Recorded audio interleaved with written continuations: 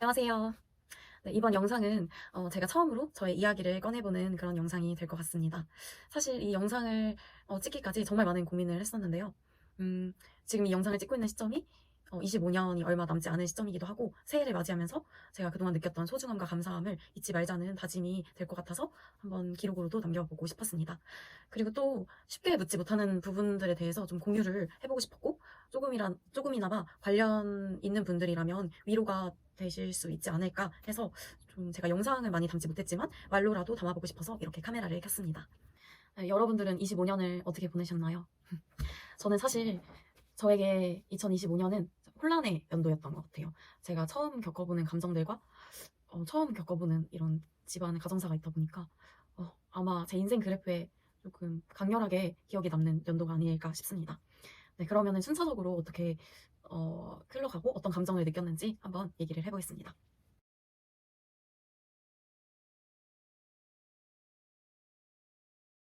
네, 저희 집이 7월 말에 이사를 하게 되었고 저희 엄마가 몸살 기운과 뭐 구토 증상 등 좀 아프기 시작했어요. 이제 이사가 끝나고 저녁 때쯤에 되니까 좀 심각해지는 거예요. 그래서 저희 아빠가 엄마를 데리고 응급실에 가게 됐어요. 근데 그때까지만 해도 이사 준비를 너무 세심하게 해서 무리가 생겼나 보다라고 하고 별 생각이 없었어요. 그런데 그 응급실에서 이제 검사를 했는데 췌장 쪽에 3cm 혹 같은 게 보여서 큰 대학병원을 가보는 게 좋으실 것 같다라고 얘기를 하셨고, 근데 사실 이때까지만 해도 놀래긴 했거든요. 일단 대학병원을 가봐라 하고 넘긴 거가 불길하다라는 생각을 했었는데 뭐가 좀 심하게 부었거나 뭐 오진 판정이거나 뭐 어쨌든 심각하지 않은 상태겠지라고 생각을 했어요.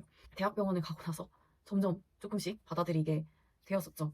먼저 순서는 혈액내과에 가서 그 검사를 했어요. CT 촬영이랑 뭐 피 검사랑 뭐 간단한 여러 가지 검사들을 했었는데 거기서 이제 아무래도 뭐가 있긴 한데 정확한 검사를 해야지 이게 암인지 그냥 부은 건지 아니면 뭐가 문제인 건지 판단을 할 수 있을 것 같다라고 말씀을 해주셨어요. 근데 그때도 저희 엄마 나이대 암일까라는 생각을 했어요. 엄마가 아플 거라는 생각을 아예 못했던 것 같아요. 조직 검사를 해야 된다고 하고 나서 여러 자료들을 찾아봤을 때 제 예상으로 직감적으로 뭔가 암일 확률이 크겠다라는 생각을 했어요. 그 기간 동안 제가 정말 페인이었어요. 모든 걸 다 스탑을 하고 밥도 안 먹고 씻지도 않고 그냥 네, 여기 보이는 이 침대에서 암막 커튼 치고 그냥 죽은 사람처럼 지냈어요. 인스타도 다 비공개하고 사람들하고 연락도 끊고 그냥 시체처럼 지냈던 것 같아요. 그래서 그 몇 날 며칠을 그러다가 와 이렇게 밥 안 먹고 물 안 먹고 이러다가는 죽겠다 싶은 거예요. 근데 그때도 제가 정신을 차리게 됐던 계기가 저희 엄마가 해준 말이었어요. 이것도 아직도 생각하면 너무 미안한데 일어나라 막 이러면서 너가 그러면 어떡하냐 내가 환자인데 왜 그렇게 세상 무너지듯이 그러고 있냐라고 얘기를 해줘서 그렇게 바닥을 찍고 나니까 차차 조금씩 일단 씻는 거부터 뭐 커튼 치는 거부터 그 다음에는 이제 조금 정리하는 거 청소하는 거 밥 먹는 거 이렇게 하나하나 힘겹게 정말 힘겹게 해나갔었습니다. 그냥 주사로도 많이 조직 검사를 한다고 하더라고요. 근데 저희 엄마 같은 경우는 췌장 안쪽, 장기 안쪽이다 보니까 그것도 깊숙이 안쪽이다 보니까 수술로 돼버린 거예요, 검사가. 그 조직 검사를 함으로써 치료 자체도 안 돼요. 그냥 검사기 때문에. 근데 어쨌든 수술을 해야지만 검사를 할 수 있는 그런 상황이 되어버린 거죠. 제가 자세히는 모르지만 특히 위암 같은 경우는 도려내서 뭐 그렇게 암을 떼어낸다라고 알고 있거든요. 그 췌장 안쪽에 같은 경우는 치료가 안 된다고 하더라고요. 조직 검사를 하는데 복강경으로 할지 아니면은 개복으로 할지에 대해서 얘기를 했는데 복강경을 하면 그 맹장 수술처럼 작게 구멍을 뚫어서 그 안으로 수술을 하는 그런 방식이에요. 복강경으로 하면 이제 회복도 빠르고 너무 좋죠. 개복을 하면 아예 다 열어야 되는 상황이니까 장기 같은 경우도 움직이는 그런 상황들도 있고 위험하죠. 근데 복강경으로 최대한 해보는 걸로 이제 선택을 하고 구멍을 1개 뚫어서 안 될 경우에 2개 뚫고 그래서 이제 시간이 늘어날 수도 있다라는 부분에 대해서 고지를 해주셨고 그것도 만약에 안 되면 그때 이제 개복을 해야 되는 상황이 올 수도 있다라고 말씀을 해주셨어요. 피말렸죠. 이때가 저는 사실 제일 힘들었던 것 같아요. 그 수술실에 들어가는데 휠체어를 타고 이렇게 쭉 줄을 서 있거든요. 이제 아무래도 대학병원이다 보니까 인원이 많긴 한데 그 다 뜨거든요, 모니터에. 그러면 이제 대기실에서 보호자분들이 다 앉아 있는 거예요. 근데 사람들이 진짜 거의 마르타처럼 이렇게 줄지어서 들어가고 문이 닫히면 보호자들은 이제 나와서 기다려야 되는 거거든요. 그러면 이제 화면에서 이름 뜨면서 지금 마취, 수술 중, 뭐 회복 중 이렇게 떠요, 라인이. 그것만 보고 있는 거예요. 그래서 예상 시간을 잡았을 때 1시간이라고 했었는데 마취를 하기까지도 조금 시간이 걸렸었고 2, 30분 뒤에 했었던 것 같고 마취를 하고 나서도 이제 바로 수술 안 하니까 시간이 딜레이가 됐겠죠. 근데 저는 그거를 생각을 못하고 들어가자마자 1시간을 딱 생각을 한 거예요. 근데 1시간만 보면서 제가 초조해서 막 진짜 막 가만히 있지도 못하고 막 숨도 못 쉬고 막 이러고 있었거든요. 근데 1시간이 지났는데 안 나오는 거예요. 이게 수술 중이 뭐 회복증으로 바뀌거나 이래야 되는데 그때 제가 미쳐버리는 줄 알았어요. 그때 막 상황이 생각이 나는데 이제 병원에 나와 가지고 여름이었거든요. 땡볕에서 돌면서 진짜 햇빛은 쨍쨍하고 마른 하늘인데 진짜 얼굴이 시뻘개지고 눈물이 계속 나는 거예요. 너무 창피한 거예요. 사람들이 다 쳐다보고 아무리 병원이지만 뭐 장례식장 앞도 아니고. 근데 아무튼 제가 처음 겪어보는 일이다 보니까 너무 감정이 주체가 안 되고 죽겠더라고요. 돌아다니면서 이제 별 생각을 다 했던 것 같아요. 전에 암 투병을 했었던 친구 부모님들이나 뭐 주위의 사람들 아니면 친구 부모님께서 돌아가신 상황들 이런 상황들이 막 쫙 스쳐 지나가더라고요. 그래서 갑자기 그런 사람들의 그 말과 그런 감정들이 막 스쳐 지나가면서 진짜 무슨 동아줄이라도 잡고 싶은 심정인 거예요. 그래서 그 말을 해줬던 사람들한테 연락을 하기 시작했어요. 원래도 계속 친분을 이어오긴 했는데 그 순간에 이제 계속 연락을 했던 것 같아요. 병원 앞에 나와서 이제 전화를 막 하면서 제가 엄청 오열을 했었던 그 장면이 기억이 나요. 그 순간은 잊을 수가 없는 것 같아요. 이거는 사실 저희 남동생도 그렇고 저희 아빠도 엄마도 다 모르는 그런 모습들이거든요. 제가 막 병원 밖에 나가서 막 미친 듯이 울고 막 제정신 못 차리고 막 바닥에 앉고 이랬던 상황은 네, 별로 보여주고 싶지도 않고 말하지 않았어요. 네. 근데 그때 저한테 되게 힘이 되어줬던 친구가 있어요.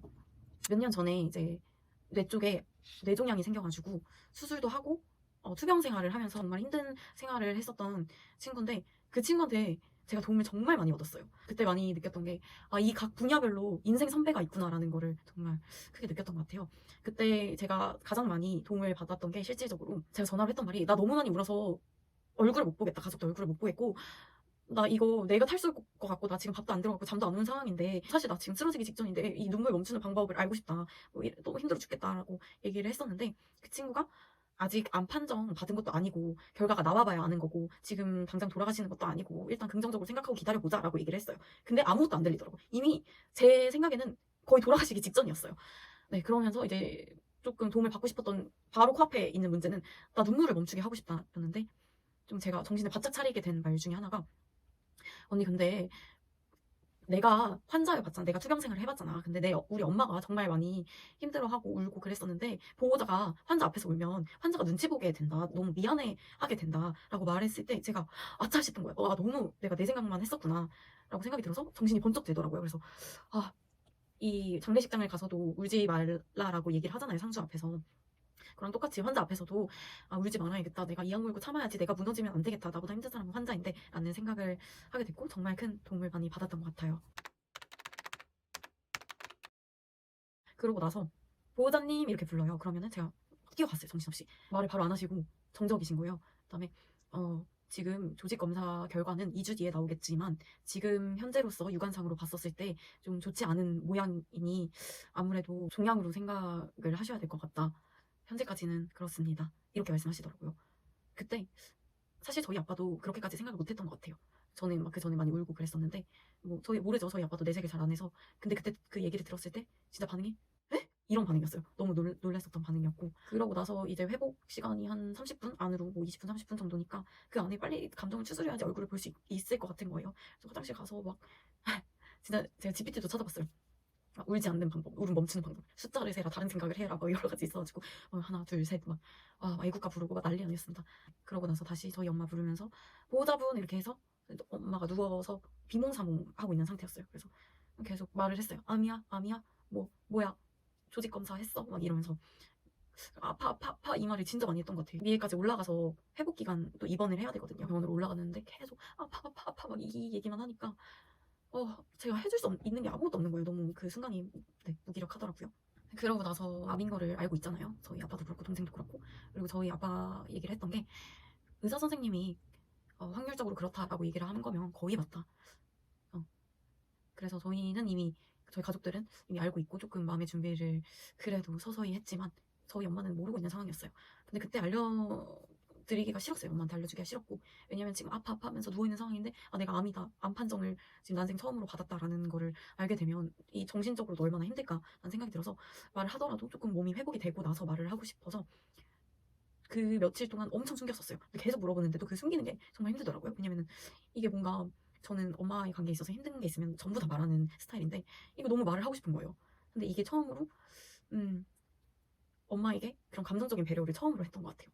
저는 항상 힘든 것들이 있으면 바로바로 말하고 바로 같이 고민을 하는데 이런 경우가 처음이었던 것 같아요.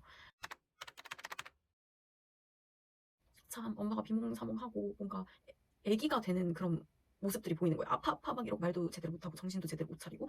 그래서 제가 엄마 앞에서는 정말 괜찮은 척을 했지만 갑자기 제가 패닉 상태가 와서 실신을 할 것 같더라고요. 그래서 제가 뭐 그날 하루 종일 잠도 못 자고 뭐 아무것도 못 먹고 계속 울고 뭐 이런 상황이기도 했고, 그런 모습을 보니까 제가 그래서 그 병실에서 급하게 뛰어나와가지고, 그 병실에 나오면은 중간에 TV 보고 자판기 있고 뭐 정수기 있고 이런 공간이 있는데, 거기 이제 환자분들이 TV 보고 중간에 나와서 리프레시 할 수 있는 그런 공용 공간이 있어요. 거기에 이제 아빠랑 동생이 있었거든요. 근데 제가 거기 가서 바닥에서 그냥 아예 기절을 해버렸어요. 달려가가지고. 그러니까 그만큼 제 기절하는 모습, 힘들어하는 모습을 엄마 앞에서 보여주기 힘들었던 것 같아요. 그래서 저희 아빠도 왜 그래 왜 그래 막 쓰러지니까 되게 놀래가지고, 그래서 그냥 놔두면 된다고 좀 이렇게 심호흡하고 물 먹고 이래가지고 그 순간에는 좀 괜찮아졌는데, 주위 사람들도 되게 깜짝 놀라서 다 쳐다보고 이랬어요. 갑자기 달려와서 막 바닥에 막 주저앉고 갑자기 들어눕고 쓰러지고 이러니까. 네. 엄마의 병원 생활이 시작이 됩니다. 2주가량. 그때가 이제 8월인데 정말 생각하기 싫은 끔찍했던 순간들인 것 같아요. 일단은 제 하고 있던 생활이 다 모든 게 중지가 됐어요. 스탑이 됐고, 제일 먼저 1년 정도 됐었는데 피아노를 배우고 있었어요. 피아노도 중지를 하고, 아르바이트 하던 것도 갑자기 이제 중지를 하고, 운동도 중지를 하고, 그냥 모든 걸 다 스탑을 했었고, 집에서 병원, 집 병원 이것만 반복을 했어요. 2주 동안. 그래서 필요한 것들 다 이제 챙겨가지고 쓴 수건들 다시 가지고 오고, 집안일도 그렇고 반찬도 다 없고 뭐 다 상하고. 집이 이사를 했지만 되게 삭막했어요. 되게 공허하고 뭐랄까 큰 집에 혼자 있는 삭막한 느낌? 네, 그런 느낌이었어요. 그래서 그리고 이제 저도 이제 맹장 수술을 했었던 적이 있는데, 저는 병원 생활이 너무 싫더라고요. 그 찝찝하고 불편하고 씻는 것도 불편하고 그런 것들 때문에 저는 병원이 싫어요. 그리고 시간도 너무 안 가고. 그래서 그 시간만큼은 조금 정신이라도 조금 빨리 지나가고 좀 엄마가 그나마 조금 편안하게 지낼 수 있으면 좋겠다 하는 마음으로 거의 잠만 집에서 자고 계속 병원에 붙어 있었어요. 밑에 잠깐 내려가서 뭐 죽 같은 거 그때 뭐 한 끼 뭐 이렇게 먹었던 것 같아요. 대충 먹고 다시 올라가서 엄마랑 얘기하고 뭐 그동안 있었던 일들 뭐 얘기하고, 제가 아이패드 가져가서 뉴스 보고 드라마 보고 같이 그렇게 보냈습니다. 이제 병원 생활을 하면서 엄마랑 그동안에 있었던 삶에 대해서 얘기를 하는 시간이 되어버리더라고요. 그래서 이런 얘기를 별로 딱히 해보진 않았던 것 같아요. 그냥 현재나 미래에 대해서 많이 얘기를 하거나 그런 방향이 많이 흘렀는데, 과거나 지난 우리의 삶에 대해서 돌아보는 얘기를 많이 못했던 것 같은데, 병원 생활에서 그런 얘기들도 많이 하고 이렇게 했으면 좋았을 걸 하면서 거의 뭐 인생 끝자락에 있는 사람처럼 그런 얘기들이 나오더라고요. 처음으로 제가 태어나기 전부터 지금까지 엄마의 삶을 얘기를 들었는데, 너무 엄마가 좀 안쓰럽고 불쌍해 보이는 거예요. 여자로서. 음, 거의 30년 좀 안 되는 세월을 나를 위해서, 자식을 위해서 살아왔다는, 그 힘겹게 살아왔다는 삶과 뭔가 희생을 하면서 살았던 그런 삶들, 뭐 화나고 힘들지만 참고 이겨내야만 했던 그런 얘기들을 처음으로 듣게 됐는데 너무 슬프더라고요, 한편으로. 근데 너무 고생이 많았으니까 이제는 고생 없이 잘 지냈으면 좋겠다. 만약 엄마가 암 판정을 안 받고 회복할 수 있다면 행복하게 살았으면 좋겠다라는 생각도 들고, 그 인생이 너무 안쓰럽다 보니까 나는 이렇게 살고 싶지 않다 라는 생각까지 들었던 것 같아요. 집이랑 병원을 계속 오가면서 제가 할 수 있는 최선을 정말 노력해서 많이 했었어요. 이보다는 더 노력할 수 없다 싶을 정도로 링거며 이불이며 침대 옮기는 거며 이런 것들 정말 조심스럽게 해서 아프지 않게. 왜냐면은 조금만 움직여도 피주머니에 피가 엄청 많이 고이더라고요. 이 장기들이 자리 잡지 않았기 때문에 수술 직후에 관리가 정말 중요합니다. 얘기를 들어보면 병원 생활을 나름 꽤 나쁘지 않게 했더라고요. 정말 병원 생활을 하면서도 앞에 계셨던 분, 옆에 계셨던 분들도 이제 암 판정을 받고 얼마 남지 않은 분들도 있고 치매 환자분도 있고 한데, 저희 엄마가 제일 어렸어요. 근데 너무 잘 챙겨주셨고, 저는 정말 놀랐던 게 앞에 환자분께서 저희 엄마 머리를 감겨주셨다는 거예요. 그래서 환자가 그렇게 힘들어하시는데 엄마 머리를 감겨줬다고? 라는 데서 엄청 큰 위로와 그 위안을 얻었던 것 같아요. 여기서 내가 없어도 그래도 조금 병생활을 없는 순간이라도 할 수 있겠구나 라는 좀 위안이 되더라고요. 그래도 그 좋으신 분이 옆에 계시니까. 그래서 병원 생활이 끝나고 나서도 계속 생각이 나서 엄마가 그분 얘기 많이 했어요. 곧 돌아가실 것 같아서 너무 슬프다 뭐 이런 얘기도 하고. 조금 이거는 마음이 아팠던 게, 병원 생활이 좋았다고 하는 부분에 있어서 주위에서 옆에 언니분들이 너무 잘 챙겨줬다라는 얘기와 밥이 너무 맛있고 잘 나온다 제때 맞춰서 그리고 이게 시간이 자는 시간, 밥 시간 딱딱 정해져 있고 이러다 보니까 너무 클린한 그런 생활이 되는 거예요. 자식들 걱정도 그렇고 이런 지금 현재 상황에서 스트레스 될 만한 상황이 아니다 보니까. 그리고 이렇게 아프면서 일을 갑자기 그만두게 됐어요, 저희 엄마가. 그러니까 일에 대한 것도 스트레스가 많았죠. 그러다 보니까 이런 것들이 없는 그런 생활에, 병원 생활이 만족스럽다라고 말하는 게 조금 마음이 아팠어요. 그동안 너무 몰라줬고 내 삶만 챙기기에 바빴다라는 생각들이 들더라고요. 맛있어요? 응. 상태 괜찮은가요? 한번 봐주세요. 야, 아니 말라고. 퇴원을 하고 집에 왔는데 병원이 호텔 같았다, 다시 병원을 가고 싶다고 이런 말을 했었던 것 같아요. 그래서 그때부터 제가 요리의 요자도 모르는 사람인데 유튜브를 보면서 켜놓고 요리를 막 하기 시작했어요. 네. 그리고 집에 와서 달라진 부분들이 많더라고요. 이게 사람이 달라지면은 이상하다고 하잖아요. 곧 죽는다고 하잖아요. 그런 것처럼 엄마의 달라진 모습들은 그동안 알려주지 않았던 것들에 대해서 막 쏟아내듯이 알려주시는 거예요. 돈 관리, 뭐 삶에 대해서, 집안일 이런 것들을 갑자기 막 알려주고 필요한 물품들 이런 것들을 미친 듯이 사놓는 거예요. 아직 남아있는데 막 쌓아놓고 내가 아프면 못 해주잖아 막 이런 말을 하면서 굳이 지금 안 사도 되는 꼭 중요하지도 않은 물품들 이런 것들 너 전에 이런 거 갖고 싶다 했잖아 이러면서 막 마구잡이로. 그래서 택배가 저희 집 문 앞에 거의 한 달가량 계속 쌓여 있었어요. 이제 집에 퇴원하고 와서도 제 방에서 안 자고 안방에서 엄마랑 무조건 붙어 있었거든요. 그러니까 이제 이게 제 생각으로는 언제 돌아가실지 모르겠다는 생각 때문에 24시간 그냥 붙어 있어도 마음이 편하진 않는 거예요. 그래서 항상 잠은 제가 늦게 자야 되고 먼저 일어나야 되고 뭐 이런 생각들이 들더라고요. 그냥 제 모든 걸 다 쏟아부었어요. 네, 그런 모습들이 보여서 저희 엄마가 했던 말이 사람은 다 죽는다. 근데 다 죽어. 어차피 다 죽어. 그리고 어떻게든 다 살아가게 돼 있어. 그리고 내가 살아온 삶과 너가 살아온 그 삶의 세월은 다르잖아.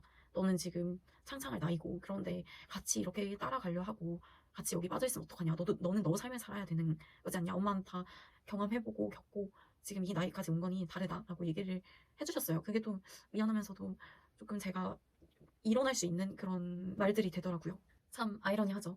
제가 보호자고 엄마가 환자인데 환자한테 미안하고 위로를 받는다는 게 참 아이러니하더라고요. 네. 그래서 제가 무너졌을 때 어떻게 버티고 어떻게 일어났는지를 되돌이켜보면 첫 번째는 정말 바닥을 찍고 올라왔던 것 같아요. 이게 뭔가 나는 괜찮아 괜찮아 이러면서 계속 일어나려고 하기보다는 나 지금 죽겠고 힘들고 미치겠어 라는 거 인정하면서 적어도 2, 3일 동안은 거의 시체처럼 지내는 게 다시 찍고 나니까 올라갈 수 있는 힘이 생기는 것 같아요. 저의 힘들었을 때 일어나는 방법은. 그리고 두 번째는 이제 주변 사람한테 도움을 요청을 했어요. 비슷한 상황을 겪었던 사람들이나 비슷한 걸 봐왔던 사람들 좀 해결 방법이나 공감을 해서 저한테 도움이 될 수 있었던 사람들에게 좀 조언을 구하고 많이 의지를 했던 것 같고 저는 주위에 그렇게 암 환자가 많은지 몰랐어요. 정말 많더라고요. 제가 한 가지 후회되는 부분이랑 아쉬운 부분은 초반에 제 모든 걸 쏟아부어서 에너지를 다 쓰다 보니까 이게 정신도 그렇고 체력도 그렇고 다 쏟다 보니까 시간이 지날수록 그런 것들이 조금 소홀해지더라고요. 좀 챙겨주는 부분이나 미안한 마음들 같은 경우도 너무 쏟다 보니 불같은 거죠. 처음에만 확 에너지 쓰고 점점 죽는 거죠. 서운해하기도 하고 실제로 저 스스로도 많이 지쳤던 것 같아요. 그리고 금 같은 시간, 이 세월을 이렇게 같이 투병 생활을 하는 게 맞을까? 이 시기는 나에게 다시 돌아오지 않는데 이 시기를 잘못 보내거나 놓쳐버려서 원망을 하면 어떻게 되지? 막 이런 생각들도 들고 그렇다고 내가 내 할 거에 집중을 해버리면 나중에 엄마가 잘못되었을 때 내가 얼마나 땅을 치고 후회를 하면서 평생 한으로 남을까라는 생각들도 들더라고요. 그래서 이 중간 지점을 잡지를 못하는 게 좀 후반으로 갔을 때 힘들었던 부분이었던 것 같아요. 그냥 이런 생각을 하는 제 자신도 싫을 때도 있었어요. 막 이게 오로지 엄마를 위해서 걱정되거나 이 사람의 삶에 대해서 오래 살았으면 좋겠다 뭐 이런 것도 있겠지만 한편으로는 내 지지자, 완전한 내 편, 나의 전부가 사라진다면 나는 어떻게 살아가지? 앞으로 나 혼자 살아갈 수 있을까? 나는 못 그럴 것 같은데? 이렇게 되는 거예요. 이런 생각들이 드는 게 너무 그냥 제 스스로도 싫고 제가 너무 난 나쁜 딸인 것 같다라는 생각까지 들더라고요. 그런 부분에서 이기적이다라는 생각들도 들었던 것 같아요. 조직 검사를 먼저 하고 그 다음에 골수 검사를 하고 펫 CT를 찍고 그 다음에 방사선 치료를 하고 그다음에 항암 치료를 하는 이 순서대로 이루어지는데요. 제일 힘들었던 게 제가 옆에서 봤었을 때는 조직 검사가 제일 힘들었던 것 같아요. 이게 수술이다 보니까 그리고 이제 받아들이는 그런 심리적인 부분도 있고 그래서 조직 검사가 끝나고 나서는 그나마 조금 저희 가족들이 조금 돈독해지고 얘기도 많이 하고 비교적 평탄하게 흘러갔던 것 같아요. 이게 조직 검사를 하고 나서 골수 검사는 이제 뼈 골수까지 암 세포들이 들어갔나 그 검사를 하기 위해서 이제 그 뒤에 엉덩이 뒷부분에 그 주사로 해가지고 검사를 하는 건데 그 복강경 수술보다는 빨리 끝났고 골수까지는 문제가 없다 해서 그다음에 펫CT를 찍어서 그 이후에는 이제 치료 계획에 대해서 선생님과 상담을 하고 방사선 치료를 먼저 받기로 했어요. 그래서 방사선 치료는 그 부위를 이제 딱 맞춰가지고 본을 떠서 그 부분을 이제 치료하는 건데 저희 엄마 같은 경우는 처음에 방사선 치료 했었을 때 구토 증세가 너무 심해가지고 치료 받고 나서 1시간에서 1시간 반 뒤에 구토 때문에 이제 밥을 못 먹고 그걸 옆에서 지켜보는 게 조금 힘들고 마음이 아팠던 것 같아요. 2, 3회 정도 조금 몸이 적응이 되고 3, 4회차 정도부터는 그런 증상들이 없이 잘 이제 다녀와서 방사선 치료를 15회 하고 지금 기다리고 있는 상황이에요. 이제 몇 달 뒤에 다시 와가지고 다시 CT를 촬영을 해서 호전이 됐는지 아니면 좀 남아있으면 추후에 뭐 항암 치료를 하거나 아니면 방사선 치료를 더 할 건지 아니면 좀 추적 관찰을 해서 더 기다릴지 이거에 대해서 아직 기다리고 있는 상황이고요. 만약에 이게 완치가 되고 치료가 된다고 하더라도 평생 추적 관찰을 해야 된다고 하더라고요. 모든 암이. 그래서 이 건강검진도 사실 너무 중요하고 증상이 있었을 때 병원에 바로바로 가는 게 너무 중요하더라고요. 저는 젊은 나이에도 암이 걸릴 거라는 생각을 못 했었는데 제 주변에 이제 뇌종양을 겪은 친구도 있고 하다 보니까 이게 뭐 나이 저희 엄마랑 아빠도 보면은 아빠가 나이가 훨씬 많은데 엄마가 암이 생긴 거 보면 나이와 상관없이 항상 조심하고 관리를 해야 된다는 생각이 들었던 것 같아요.